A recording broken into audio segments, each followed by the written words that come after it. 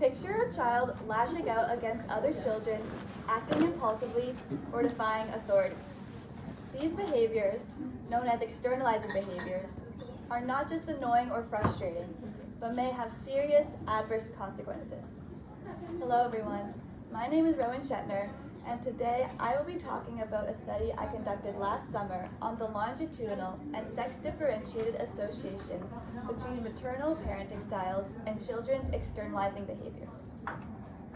Externalizing behaviors are behavioral problems in which someone acts negatively or maladaptively on their external environment, such as aggression, hyperactivity, and conduct problems. Externalizing behaviors are a big issue, as they may put children at risk for anxiety and depression, academic underachievement, or future maladaptive outcomes like drug use and arrests. This is why it is so important to study what early life factors may be associated with an increased or decreased risk of externalizing behaviors. Previous research found that parenting styles may be associated with externalizing behaviors. More specifically, positive parenting styles, such as authoritative parenting, was shown to be possibly associated with a decreased risk of externalizing behaviors. Additionally, negative parenting styles, like authoritarian parenting styles, have been associated with an increased risk of externalizing behavior. Moreover, sex differences have been found between the relationship between parenting and children's behavior. That is, boys may be more vulnerable to the adverse effects of negative parenting styles, while girls may be more responsive to the benefits of positive parenting styles.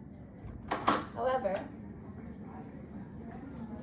research on sex differences and longitudinal observations between the connection between children's externalizing behavior and parenting styles are underexplored. That is why, in the current study, we decided to examine the longitudinal and sex-differentiated associations between maternal parenting styles and children's externalizing behaviors. Data from the study was drawn from the All Our Family Study, or AOF. AOF is a longitudinal birth cohort study based in Calgary, Alberta, that focuses on maternal and child well-being. AOF started collecting data in 2008 with 3,200 pregnant mothers with a singleton pregnancy.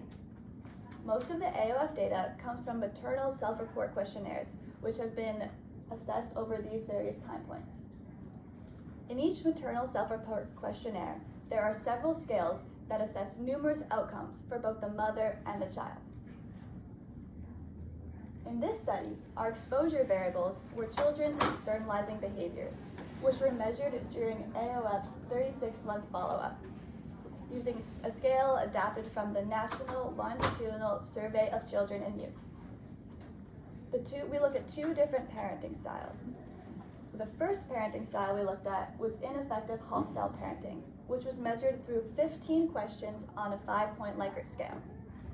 These questions assess the amount of ineffective or hostile interactions parents have with their children, such as how often parents punish their children based on their own mood, or how often parents have to repeatedly punish their child for the same thing. The second parenting style we looked at was positive parenting, which is assessed with 6 questions on a 5-point Likert scale. These questions assess the amount of positive interactions parents had with their children, such as how often parents laugh with their children or praise their children. Our outcome variables were 3 different kinds of externalizing behaviors, which were measured during AOF's 8-year follow-up, using a scale adapted from the Behavior Assessment System for Children, 2nd edition. The 3 externalizing behaviors we looked at were aggression, hyperactivity, and conduct problems. And these 3 externalizing behaviors were assessed through various questions on a 4-point Likert scale. Regarding our statistical analysis, after missing participants were excluded, there were 1,449 mother-child dyads in the study. Using SPSS version 29, we used unadjusted and adjusted linear regressions running separate models for boys and girls. We controlled for a range of covariates, including maternal personality traits, maternal ethnicity, maternal age, maternal mental health, which was a composite of maternal anxiety and depression, household income, and household composition, which was if the household included 1 or 2 parents.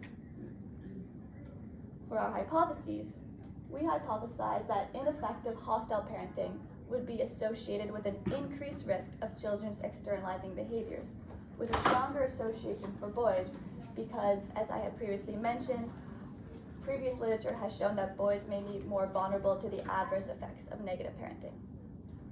We also hypothesized that maternal positive parenting would be associated with a decreased risk of children's externalizing behaviors, with a stronger association for girls, because, as I previously mentioned, girls may be more responsive to the benefits of positive parenting. Moving on to results, our results showed that our hypotheses were partially supported. For boys, ineffective hostile parenting was associated with a decreased risk of all 3 externalizing behaviors, with p-values being less than 0.001, showing a high level of statistical significance. Similarly, for girls, ineffective hostile parenting was associated with a decreased risk of all 3 externalizing behaviors as well, with p-values also showing a high level of statistical significance.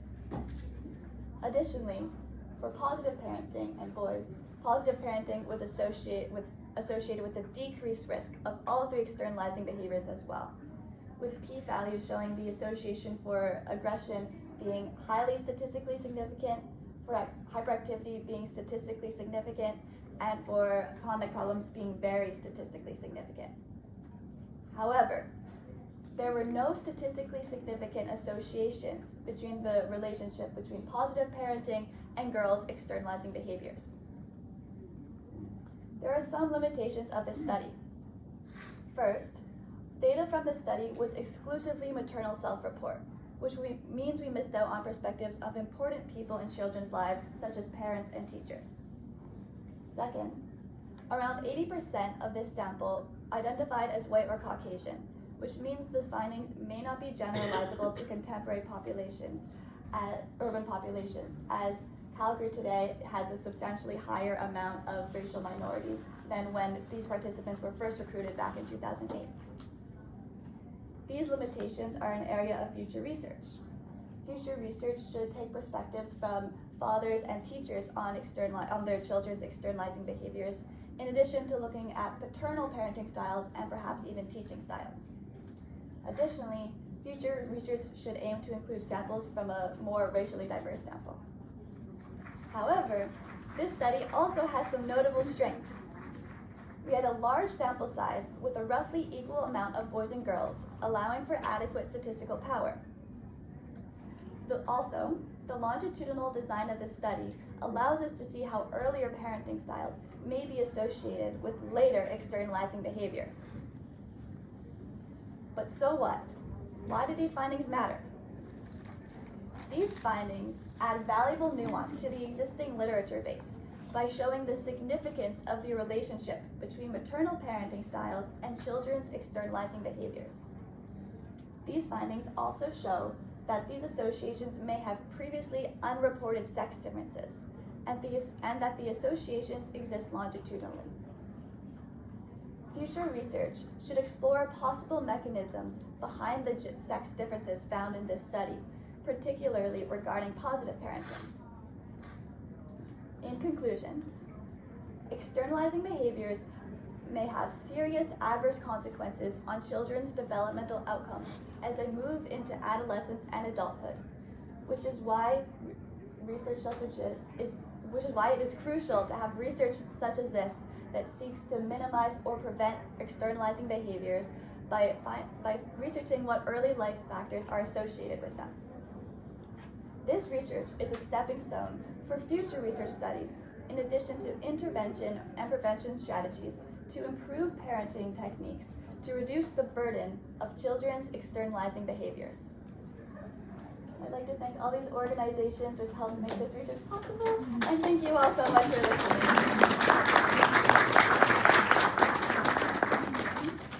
I have a twofold question actually. First, I'd like to clarify because the report on positive versus negative style style, when you're classifying a parent, right, the mother, would it be an average of her individual negative to positive interactions? Because I can picture there can be a mother who has a lot of both as her effect shifts versus a parent who is flatter in effect, so the average would be the same, but then the quantity of negative and positive interactions in general is lower.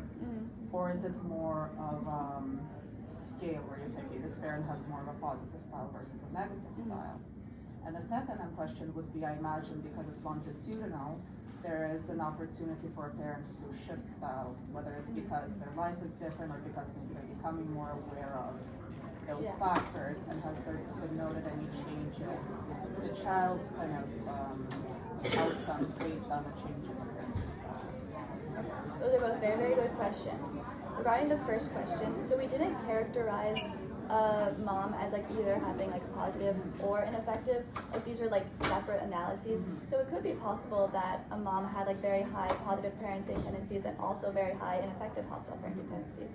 That is like actually really, really interesting and maybe an area of future research.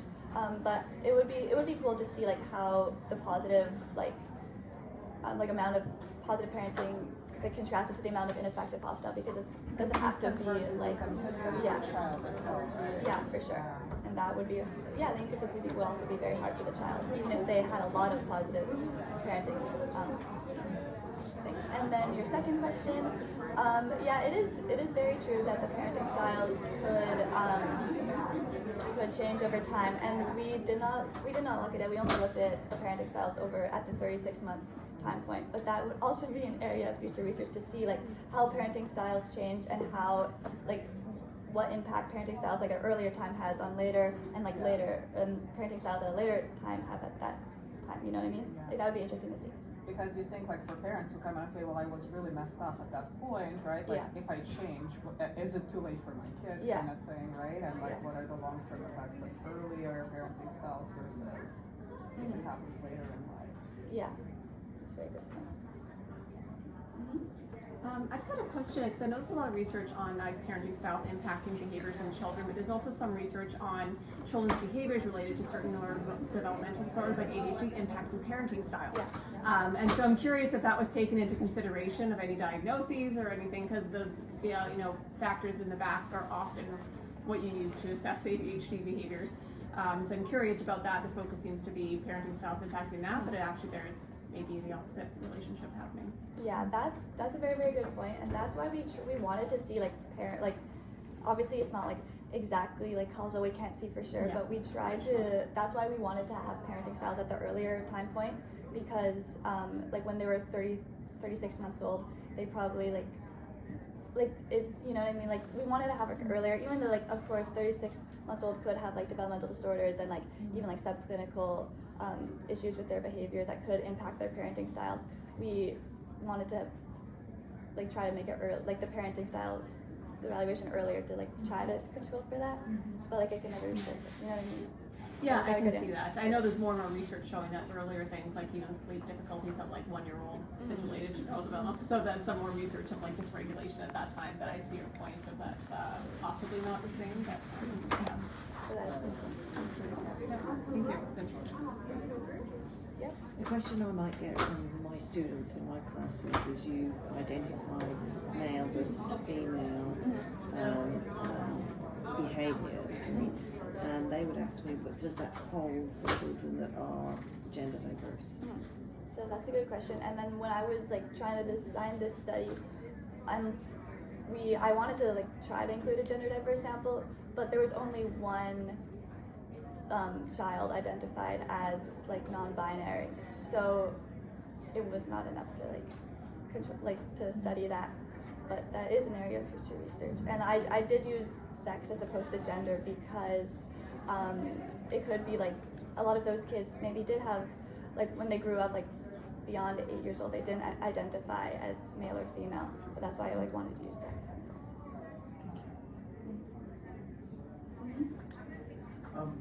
The ineffective parenting sounds a little bit like externalizing behavior itself. I'm just wondering about general heritability, and whether you could look at both the mother's and the father's externalizing behavior outside of parenting, and whether that might have been is a good point. We did not.